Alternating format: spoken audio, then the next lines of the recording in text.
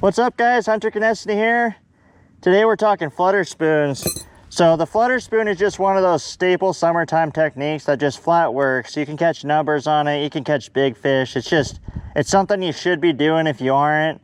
And maybe you are, and maybe I can give you some more tips to kind of help it work better for you. So without further ado, I've been a bass fisherman for over 20 years now, avid in the tournament scene. So I like making these videos, just help pass on some of my knowledge and help you guys catch more fish. So if you're new to the page, hit that subscribe button. If you've been around for a while, thank you for returning, and I hope you enjoy this. So getting into it, let's start out on where I would throw a flutter spoon. So like a lot of the other summer techniques, this is going to be something that's really going to shine in kind of that offshore structure type fishing. So your points, your ledges, rock piles, humps, steep rocky banks, things like that. This is where you're gonna wanna do that at. So the further you get offshore onto those kind of bigger main lake points and things like that, you're generally gonna have more success doing baits like this. The difference over something like one of these big Magnum flutter spoons and things like that is this can elicit a schooling response that you don't get with other fish. So when you're moving along with your live scope, or maybe you just come across a spot where you've caught several fish in the past, a lot of times in the summer, they're really going to be all bunched together and there's going to be a lot of them in one area. So a big bait like this, you get that bait down there, make them react. As soon as one fish bites that bait, suddenly you have 50 others in that school that are all of a sudden super aggressive, and just you fire up the whole school and now you have a bunch of fish that are aggressive and want to bite. So it might take a while to get that first fish, but once you get one going, you might get 5 or 6 in 5 minutes. It might be the next 5 casts you get a fish. So the benefit to a bait like this is this can really fire up the whole school, and this is generally going to shine when you're fishing around multiple fish in schools rather than kind of picking individual fish off. So that's something I wanted to put out kind of in the beginning there, is I really like throwing this around schooling fish more than anything. So I'm not necessarily going to be like looking around and throwing this at individual fish. This is going to be something I bust out when I'm mostly looking at live scope and I see 5 to 10 fish or more in one area. And then as soon as you throw that down there, you're going to kind of see how they react. And if they react positive and you can get one to bite, then that's usually all that it takes. And you could catch 20, 30 pounds of fish in the next 10 minutes if it all goes well for you. But the way that you're going to fish this, just like most spoons, except for rather than fishing vertically, you're going to be throwing this one out ahead. So throw that out at whatever your target is. So that point, that school of fish you see on your graph, whatever that might be, let that sink down to the bottom.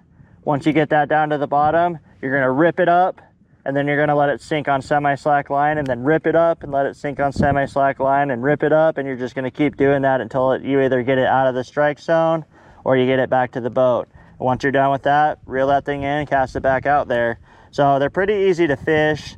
This does require a little bit more specialized equipment because they're generally pretty heavy. So, a smaller flutter spoon might be like an ounce, and they can go up to 2-3 ounces, just depending on if you're throwing the ginormous one or the kind of standard one. So before we get into the specific baits, I wanted to kind of cover some equipment for you.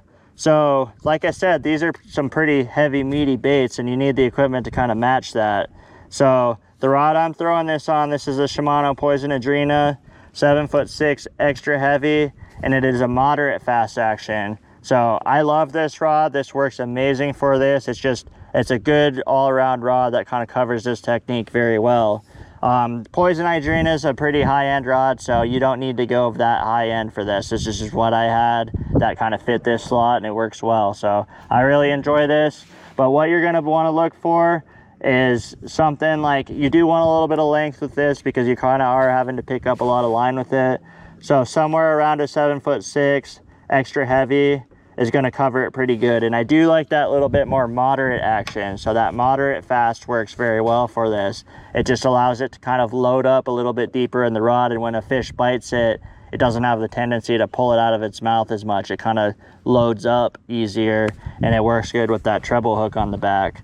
As far as a reel, I like throwing this on a 7-to-1. You could throw this on an 8-to-1. You could probably get away with throwing this on a 6-to-1, but I feel like a 7-to-1 is just a good all-around kind of medium where you're not fighting yourself the whole time with too much resistance with a fast reel with a heavy bait. but it catches up to it pretty quick. So 7-to-1 works pretty good. I like throwing these on 20-pound line. So you could probably go up as high as 25 if you wanted to, but I've been using 20 all summer and it's been working good. So it's heavy enough where when you hook one of those 7-8 pounders, you don't have to worry about the line breaking. You're gonna get that thing in no problem. But it also adds some abrasion resistance, because the whole time you're fishing this, you're gonna be just kind of dragging it through rocks, through limbs, if there's trees down there, different things like that, and it adds up pretty quick and you can really tear your line up in a pretty short manner. So having that 20-pound helps with that. And then another thing to keep in mind, while your bait's down there and just kind of always being in contact with the bottom, you're ripping that thing right through the rocks all day long. So it does not take very long to dull the hook points on that. So I highly recommend you stay on top of that and either change the hook out. If you have a hook file that hook up, make sure the points are sharp, because you will lose fish as the day goes on if you don't have those hooks sharp there. And a lot of times what happens when they do bite it is they just kind of slash at it real quick. And if you don't get them with that initial hook, because your hook was dull, you're not going to get that fish. So that's something that's super important. You got to really stay on top of your hooks with that. So as far as the specific spoons I like using, I'm going to keep it really to like 3 or 4. I mean, there's a lot out there, and I think a lot of them work very similar to other ones. So I'm going to suggest the ones I've had success on. There's a lot that are pretty similar that are probably going to work fine too. So there's a few different styles of spoons and something to keep in mind. So this is a Nichols right here. You can kind of see this one's got a lot of cupping on it. This is more of a Magnum type spoon right here. You can see that's kind of just punched flat steel. There isn't a lot of cup to it. So the difference is the cupped one is going to fall much slower and take a lot longer to get to the bottom. That one that's more straight cut, doesn't have a lot of cupping on it, is going to fall back down a lot faster. So you can kind of experiment with that, just with that alone, and see what your fish react to better. If they like the little bit slower fall and maybe they're biting it pretty high in the water column, then maybe that slower one might work for you and need a little bit more cup in your spoon.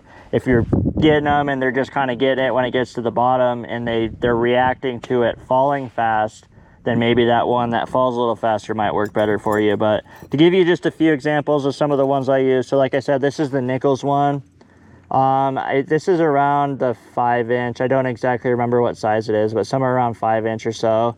So that kind of, I'd say a little bit smaller size flutter spoon, you're generally going to get more bites on. So I've had the most success on that kind of little bit smaller size. So around the 5-inch ones tend to work pretty good. And you can go up to like the 6-inch too. So 5 to 6-inch ones generally work. You're going to get a lot more bites on them, and you're also going to get big bites. If you go up to like the 8, 9-inch ones, I just don't really feel like you get very many bites on those ones in comparison to the others. So yeah, you can go and catch some really big fish on those, but I think most of the time if you steer towards the smaller size ones, that's probably going to work out for you more times than not. So that would be my recommendation with that. Another one I'm going to give you, this is the Jackal Counterback. So I've had some good success on this one. I'm really enjoying this spoon.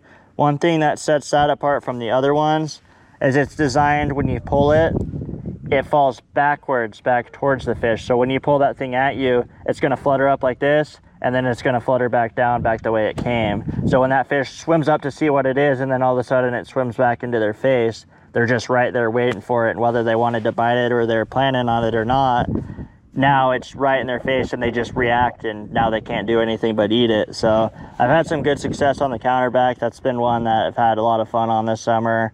Caught one a little over 7 on it so far. So I mean, it catches big ones too. And then if you get into like your Ben Parker Magnum spoons, this is the 6-inch one. I mean, this was kind of the name for flutter spoons for a long time there. I know that a lot more have come out over the last few years, but I mean, go back 5, 8, 10 years, like that was the Magnum flutter spoon. So had to mention that one. Those things work good too. Like I said, you're probably going to get more bites if you use the smaller one rather than the ginormous one. So I would say probably lean towards the smaller size one. But I mean, either way, you're not going to go wrong in the summer fishing that. And if you have a lot of big gizzard shad in your lake where the forage is just bigger, like you guys in Texas, some of the places back east like that big one can be the ticket. So just because in our lakes we're generally going to get more bites on the smaller ones doesn't mean that you guys fishing in other parts of the country shouldn't be throwing the big one. So just keep that in mind. Kind of match it a little bit to the size of the bait fish. I'd say generally our bait fish are a little bit smaller than some of the other parts of the country around here. We do have gizzard shad as well, so the big ones will work, but the smaller ones generally get more bites, but they also catch big fish. So I just feel like the trade-off with going for the bigger one most of the time isn't really gonna pan out in the way you want it to, where you're still gonna get those bigger bites with the small one too. So, I mean, play around with it. If you can get them to bite the bigger one, then do it, because you're probably going to get some really, really big fish doing that. But if you're not getting them to bite it, I've caught plenty of big ones on the medium to smaller size ones too. So just keep it in mind and play around with it, see what works at your lakes. One last thing I wanted to kind of really emphasize is this is something that works best when you're around schooling fish. So I know I said it a little bit earlier in the video, but I really want to kind of really emphasize that I'm not doing this all the time or going to every single lake and throwing this.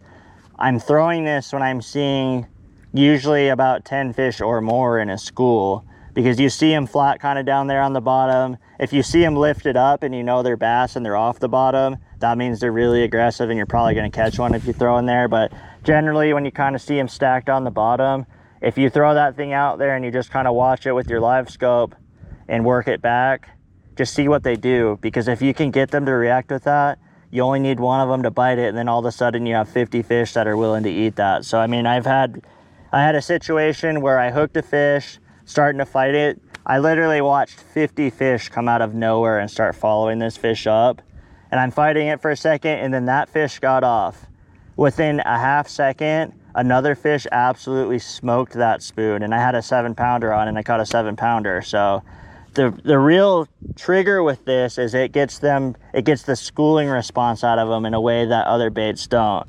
So that's really the most important thing to remember with this, is this isn't really something you're going to use every situation, but when you find big schools of them like that, you can really load the boat quick with that.